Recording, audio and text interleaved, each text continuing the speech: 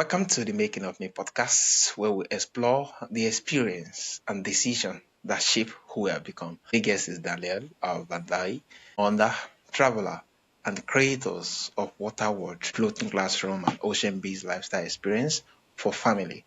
Through her journey from conventional life to ROV travel, van living, and now full-time sailing. Danielle share how she is reimagining education, painting, freedom through our nature, virtue, the oceans. It's really a pleasure and honor having you on the show. Yeah, Thank you. Thanks for yeah, inviting me on. yeah. Thank you so much. So, Danielle, can you take us back to the moment when you first started questioning the conventional way of living and raising a family? Honestly, I have always been kind of one of those people that's been against the grain and never really the normal. So before I even had the thoughts of having a kid, I knew I wanted to homeschool and do something a little bit different. What that looked like, I had no clue. But I started traveling before I had a kid, and I spent about 2 years just kind of traveling so many different places. I actually went to Africa. I went to hike Mount Kilimanjaro. I did Mexico. Ooh, I went to New Zealand. Yeah, I did a yeah, lot of travels, and that really opened up my mind of just how much the world has so much to share with us and how you can learn so much in just experiences. And so my husband and I decided, we were like, okay, let's settle down, have a kid. We thought, we built a house and got comfortable, but then as I started working and building online, it kind of crashed and burned when COVID happened. And so I started working a normal job, and I ran it for about a year and a half, and I did great with my job, but I realized I hated it. And I'd yeah, come home and my kid was crying for his mom, and I finally just like threw in the towel, and I told my husband, I said, I'm done. I'd rather sell the house. I want to go back to traveling, and I want to go learn in the world with our kid, and versus doing this, like, I'm not into it. Thankfully he was on board, so we just yeah. took a leap of faith, and we decided, okay, we're gonna go learn to sail and do that. And so it just kind of took off from there. Yeah, amazing, amazing. So, what was happening in your life that led you to feel something needed to change? I think the most is that I was spending so much time being away from my kid.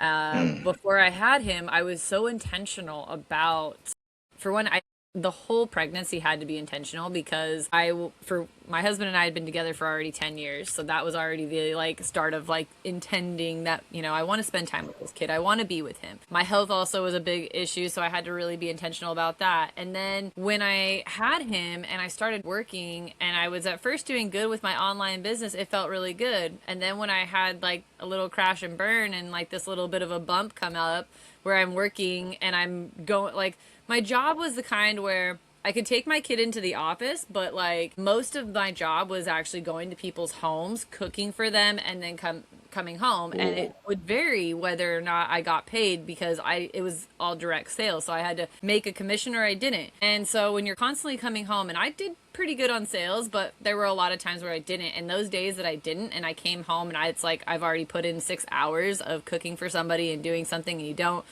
you're tired, you didn't make anything, and you come home and your baby is crying, you're just like, it breaks you inside. And yeah, that's how I yes, felt. And so because I knew, I'm like, this is not anything about what I wanted.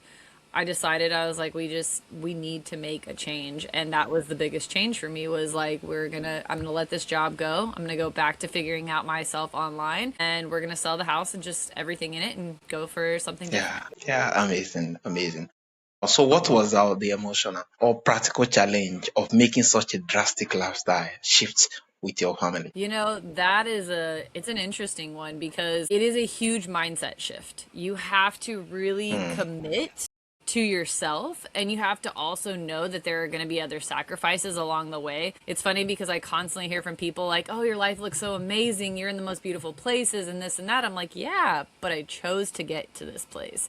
I made the decision that I was going to get myself out of this idea of what everybody else wants to do and following the American dream and getting this nice house and doing all these things. And no, I want to drop all that, sell the house that I spent all this money building and time, and I want to go do something different. And that is a huge shift because you have to really like train yourself also yeah, of one, being in that normal, like going for the paycheck always, but instead when we shifted out of that and we started doing this kind of lifestyle, it is also finding your purpose out in the world. You have to find things that align to you, that feel good, so that way along the way you can share something that feels good and you can create an income with it. And then it's also finding the rhythm too of being with your family all the time, having to choose, okay, are we gonna, go, pending on your budgets, like, are we gonna go this route and go do RV life? Are we gonna go do, boat life? Are we gonna go hop Airbnbs and do all these different things? Like, there's so many different aspects to what does this take and what does it entail for us. And a lot of it is a leap of faith at the same time, because you have to sacrifice, you have to choose these things, but you're also taking this leap that we're just going to do it anyways. I mean, you never know when time is really up for us. So in my mind, I'm always like, just do it anyways. And the worst that happens is we hate it and we have to figure something else out. But the best that happens is we absolutely love it and we continue moving forward. And you find what you're looking for. Yeah, amazing. I think it's really lovely being that. It's risky, adventure. There's a whole lot of things to unfold at the same time. There's a whole lot of things in line. Yeah, it's quite amazing because what is life without risk? What is life without more like going all in and getting to know what is possible? Yeah, it's amazing. Well, I feel like life without that is just running the matrix. You're doing what they've conditioned us for, like go get a job, go for only a paycheck, go for these things. You're just going through the motions. I actually had this one person mention to me before. It's kind of interesting when you think about the heart, okay? Like, and when you're in the hospital and they put you on the like heart monitors, if you are living, your heart rate is going up and down, which is kind of almost the same as entrepreneurship. Because entrepreneurship is constantly an up and down thing. You're going to have highs and you're going to have lows. You're going to have all these ups and downs. But when you are just dead, it's a flat line. And I feel like when you are just going through motions, you're flatlining it. You're just like, you're not really living. You're just going through the motions. Yeah, so true. I think there's a particular quote that every now and then I look at that particular quote, it really inspires me to go on. It's the fact that it's the possibility of having a dream comes true that make life interesting. And it's really lovely. Each time you look at that quote, I'm like, oh, yeah, it's the possibility, not the fact that just living with the norm, living with what is obtainable without taking any risk. No, that's not what makes life interesting. It's the fact that you are daring things, you are reaching forward to your goals. Those is my look. Impossible at the first time, though it might actually challenge the status quo. Yeah, it's really amazing. So, at what point did the ocean become the direction you felt drawn to? It's interesting because so we've always like loved the water, but I actually have always lived in like more of the mountains and been a mountain person. But when because COVID was happening at the time that we decided this whole thing, and I sat back and I'm like, how are we going to travel? And I can go international without having to like deal with the airplane lines and dealing with people and all this kind of stuff. And I realized that I'm like, go buy a boat. Like, let's go sail. Like, sailing is so much easier in some sense it is and it isn't. In the moment I'm sitting here thinking it's going to be a lot easier to get, from country to country kind of thing. And so that was like the kind of the thought. And so when we did, my husband actually, he started reading sailing books while I sold everything in the house, and we just kind of went for it. We went out and traveled all the way across the country, and we talked to one captain on a sunset tour, and he's like, just go buy a cheap boat and go start learning on it. And that's exactly what we did. Bought what we thought was a cheap boat, ended up having to overhaul it, so it didn't end up so much cheap anymore, but at least we learned a lot on it, and it did give us the experience, and it showed us that that was the life that we wanted to live. And so we were part-time, like we were living on the water and then living mostly in our camper at that time. And then we decided after a couple of seasons, we're like, okay, we really like this. Let's start making the moves into getting on a boat full time. And so we got rid of that one. We traveled a little while longer in our camper. And then we actually got rid of our camper and got into a minivan and traveled in Mexico for a little while, waiting for like everything to kind of come into alignment. And then right as we were actually getting tired of doing the minivan Airbnb thing, we finally came into alignment and were able to purchase a full-time boat. And so we went and bought ourselves a boat down in the Rio Dulce, Guatemala, and it was just game on from there. And it's been just over 2 years now that we've been living full-time on this boat. Amazing. What has living in a seaboat taught you about yourself and your family? Taught me a lot of patience. A lot of patience. It's taught me that you don't always get to go the route you want as fast as you want.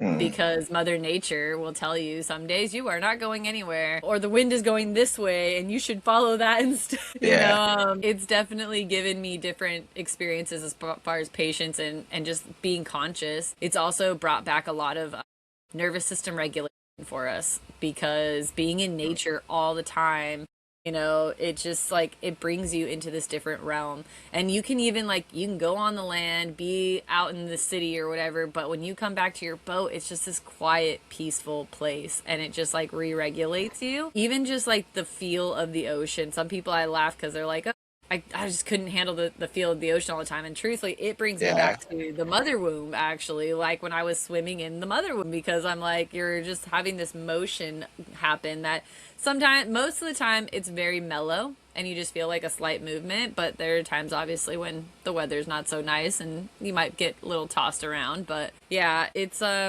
brought back a lot of nervous system regulation in that sense for us, and just spending time in nature way more enjoyable and valuable than being around chaos, which is how I feel cities are. Like I'm personally not a yeah, city person.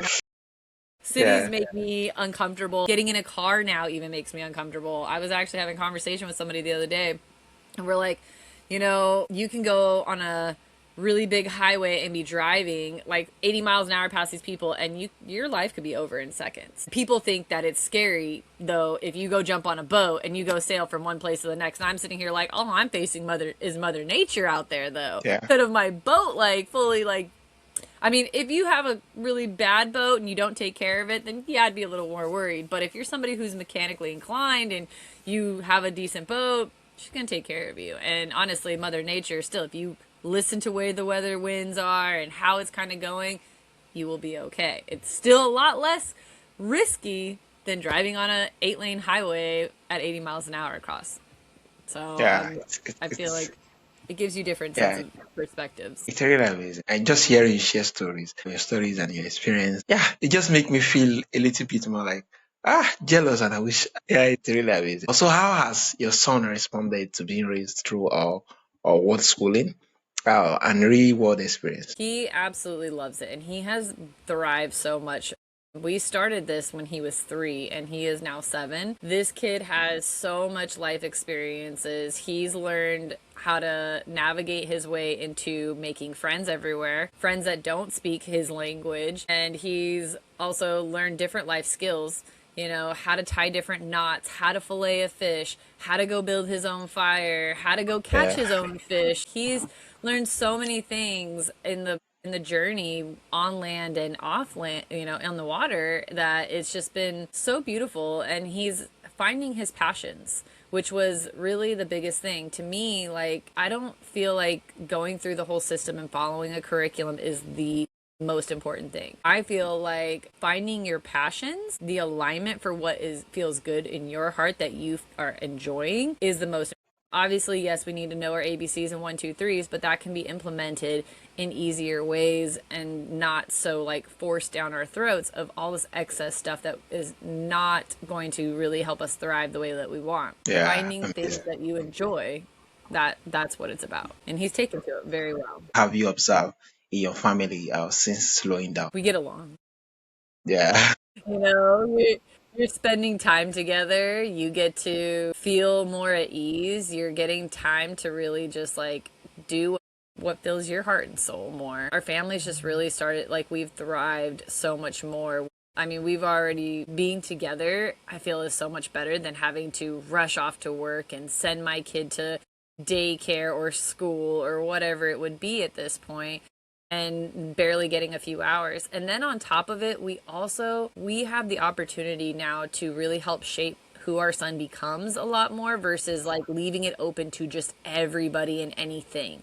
Because when you throw your kids into school, I mean, it's a crapshoot. And you're like, the teachers, they may be great teachers, but at the same time, they have 30 plus students sometimes.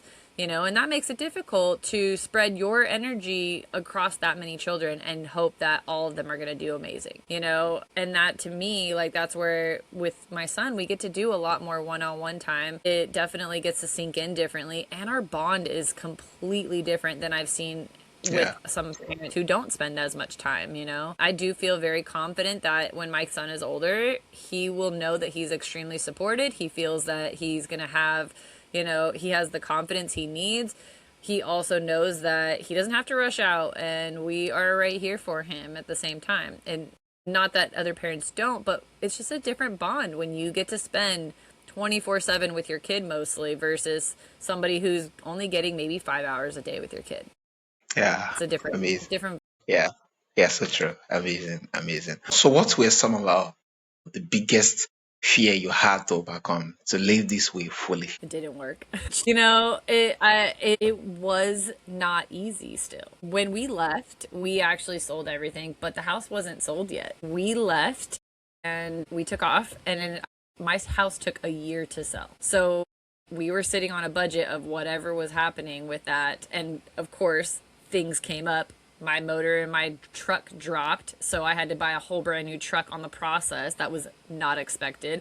There was so many different things that popped up that, the boat being more expensive, double the price of the expense that we had for a budget. There was multiple things that happened. We got to a point where, honestly, because my house hadn't sold yet, I was pretty dang broke for a moment, and I had to go back and sit next to my parents for 7 months. Yeah.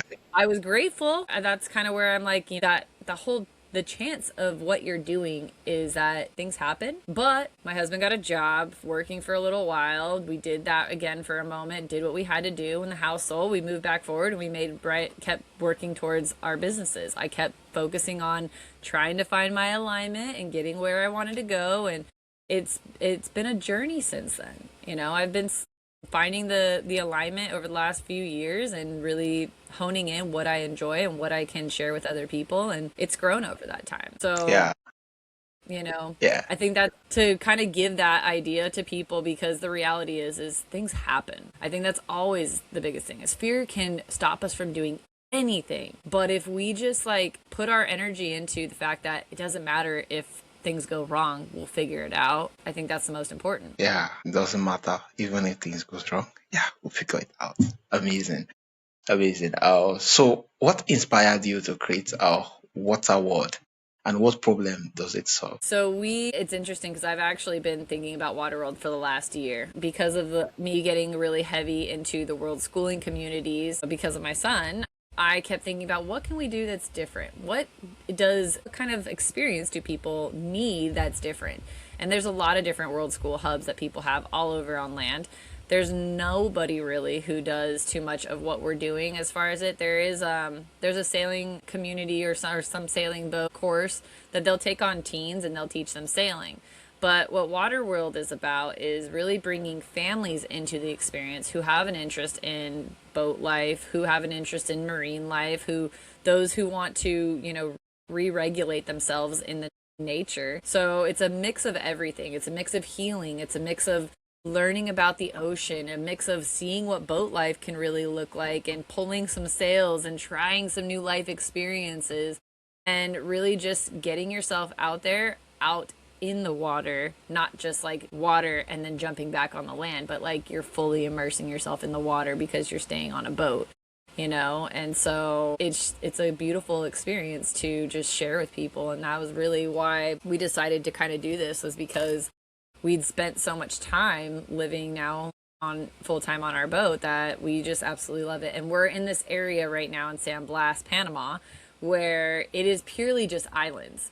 And there's no city. There's a couple of there's indigenous on some of these islands that have maybe a restaurant, not like a small little restaurant kind of thing. You have to go to the mainland, and it's not super city until you get farther into Panama. But that's kind of the beauty of it, is there's nothing around. So you are no shoes all the time if you don't want to. You're surrounded by a bunch of islands, so you just get to hang out around the islands. You get to every day go out in the water.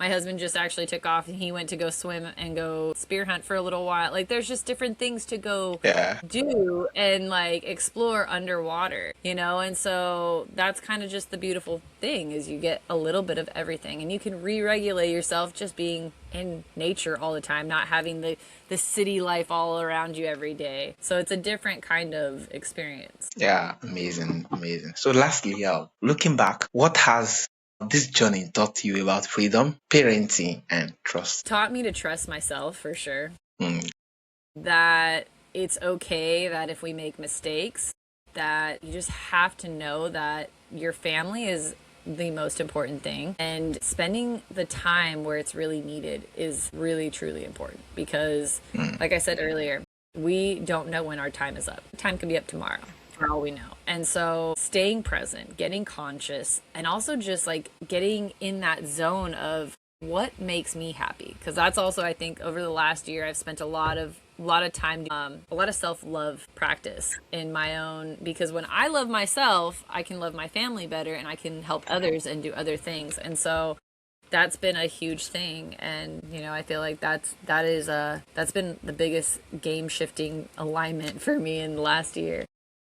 Yeah, amazing. Thank you so much. This has really been amazing and really insightful.